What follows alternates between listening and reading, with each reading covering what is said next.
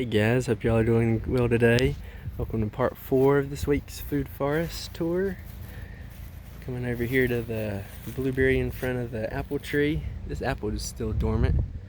One of the ones that are remaining dormant. Let's see, see some of the seeds down there. I think from where I've planted those. All I do for my when I do my seeds is mostly, unless it's this is the plum tree right here. Japanese plum. Yeah, Japanese plum. Had to double check. Thought it was. And you can see the seeds that I planted. I plant pretty heavily, and all I do is, it probably took me an hour, maybe max, to plant the seeds. And you say, oh, that's not very quick, but for the amount of seeds that it was pretty quick, just based on that, because it was quite a whole lot of seed, and quite a few, probably pounds of seed, and so I just take it and I just kind of scatter it around pretty quickly. If it's a variety that I don't have as much of, then I will be a little bit more careful in where I put it, or how I may pack it, in just a little bit. But for the other varieties, I just kind of, just as a quick, kind of take it in my handful and just kind of scatter it around. And that's my preferred method versus, you don't have to dig anything. We'll get a good rain, hopefully, that'll wash this in. I would have waited to do it the day before a pretty good rain, but this year I got a little behind, as in the other videos I mentioned. I think it's looks like it's snowing, but I think that's something falling from one of the trees somewhere. I would have preferred to wait before rain, but I was a little behind. I wanted to kind of go ahead and get it in the ground because I knew a rain would probably be coming soon anyways. As you can see, the soil is kind of moist. It's dark, and it may honestly sprout some of these without even being rained on. So we'll see how that goes. I think we're forecast to get a rain here in about the next 2 or 3 days anyway, so it seemed like we had been getting rain almost every other day, a little bit, but of course, as soon as I plant them, it holds off and turns about 90 degrees out here. But that's what I get for probably not waiting, but I think they'll still do fine, so it'll be interesting to see how they turn out. Got a nice some apple growth on this one, looking healthy. Top's still holding on to those old leaves. It still hadn't budded out on top. These apples are starting to bud out. All of these, let's see, I planted the cool weather crops all the way back to, let's see, it's about row 1, 2, 3, 4 to I think row 4. I planted the cool weather crops, and then this week I actually was digging at the last few rows back there, putting in the new mounds. So those mounds actually weren't existing until this week. That's why I didn't plant them with the cool weather crops. But it'll probably be nice because I'm going to plant a lot of the main hot weather crops back there on those, and then also plant some amongst the cool weather ones that'll be coming up. I love the way the water looks in the food forest, just having this little tiny bit of amount. I mentioned in the other videos, the frogs are just really enjoying it. I love the way it looks too. It just gives it a kind of full ecosystem look. With there's a little caterpillar hanging out.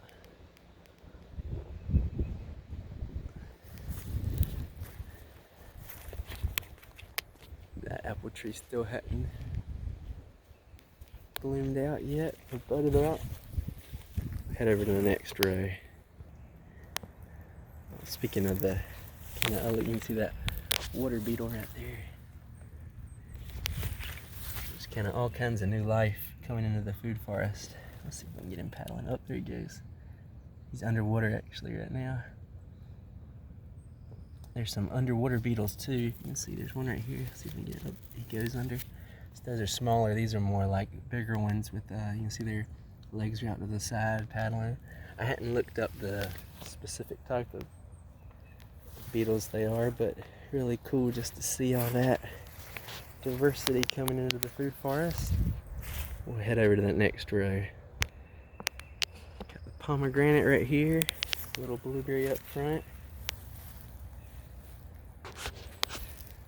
Looks like the main shoot has, from this pomegranate, has survived. I can see it starting to bud out. A few red leaves actually right there on that main dark branch. I don't know if you can see, like I mentioned, there's a branch kind of close right beside it there, those two that are growing, and it looks like kind of a little closer to the main trunk. That one may have actually survived too, as you're talking about. It seems like the ones that are the lighter gray, or the darker / lighter gray, as compared to the light brownish yellow.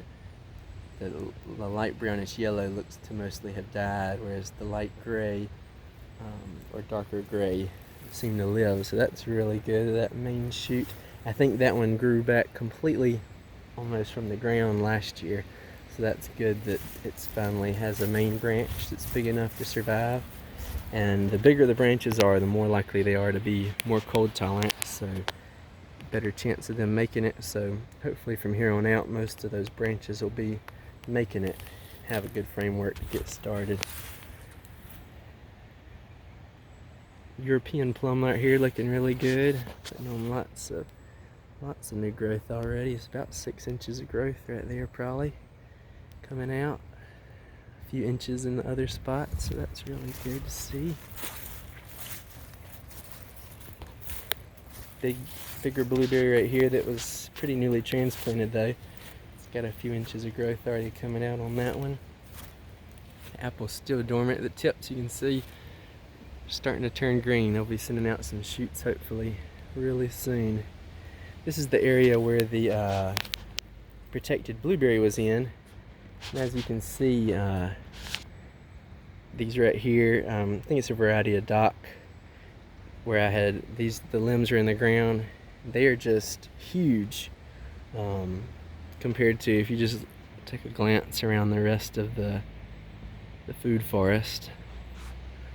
Just from what I can see, it looks like that those right there are the closest in size, but you know, they don't have any seed heads, and these have seed heads that are just loaded with about to flower out, it looks like actually, but I don't see any flower stalks on any of the rest of it, and it's all over the food forest, so it's quite common.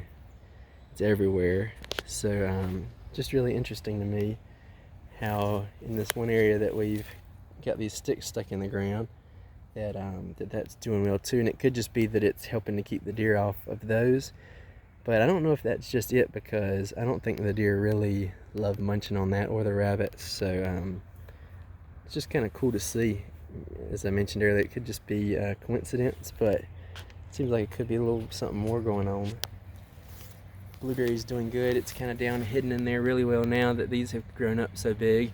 These will be dying off soon. Once they go to seed, they should die, and so it'll give them it'll kind of actually kind of neat. It'll kind of give actually like a secondary protection, because these stalks will still be sticking here from these shoots, and so they'll provide actually their own protection. So if the limbs rot and fall over, that has a natural growth that's coming up to protect it. They'll die out, let the sun in, and give lots of sun to the new little blueberries. So that's really, really cool actually seeing that. And I think we can see it a little bit better from this side over here. Yeah, it's doing really good right in there. You can see a lot of those leaves. So that's really neat. Pear tree right here starting to leaf out. Got a nice spider web in the top, just protecting some of those new shoots from any bugs that may want to munch on them. But I think the bugs generally will stay off in the most of the growth on these trees. But it's nice in the future, that seeing the spider webs will actually keep them off the fruit part, which is what I would be concerned more about the bugs getting. It's okay if they get a little bit of the green growth. That apple tree is still dormant. pear trees really got all these flowers coming on now, looking really great. Oh, there's a little pollinator actually. See if I can get it to focus. Kind of wind's blowing a little bit, but the variety of pollinators that I've seen back here is also really huge, which is really encouraging. Just all kinds of bugs. I was reading a book recently on all just discussing some of the main types of beneficial insects for the for fruit trees and really growing anything, and just the variety of there's so many just small wasps.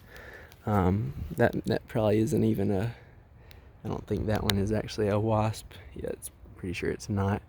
Just looking right offhand, but there's just so many small, actually, you know, that are that big wasps and other things that are, you know, maybe prey on the eggs of bugs that may damage the fruit.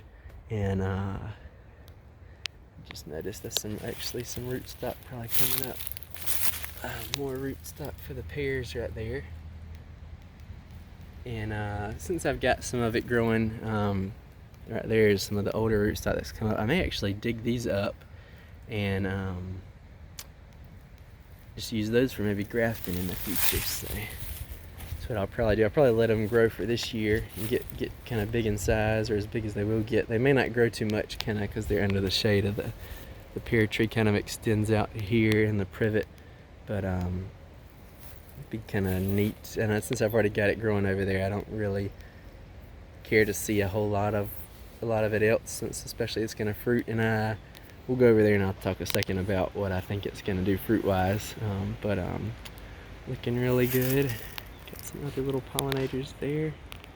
All kinds of, you know, I've never been into creepy crawly bugs, you know, too much. But as I learn more about them, and I think it's kind of about anything, or you know, the more you learn about it, and or the more that I learn that I don't know about it, then the just deeper wow factor, you know, it is of all the different things. And if we make simple choices to, you know, eliminate some things from growing, or to have everything looking just perfect, you know, which was how I wanted it at first when I started out. So I get that very much so. And but if we can get past, you know, kind of it looking, quote, you know, messy, which as I've learned more and just started to really look at it more, I've really just appreciated the natural beauty of just all the different things growing, you know, instead of saying, oh, well, I want a pear tree to be here and I want it to be leaf or wood mulch around it, and I don't want anything else growing, you know, unless I put some berry plants. But just to have this wide variety of things growing just this year, just so far, of leaving this. Normally I've cut all this. Normally I would have driven on a mower and cut all this back, and you know, didn't have any of the water features in the food forest either.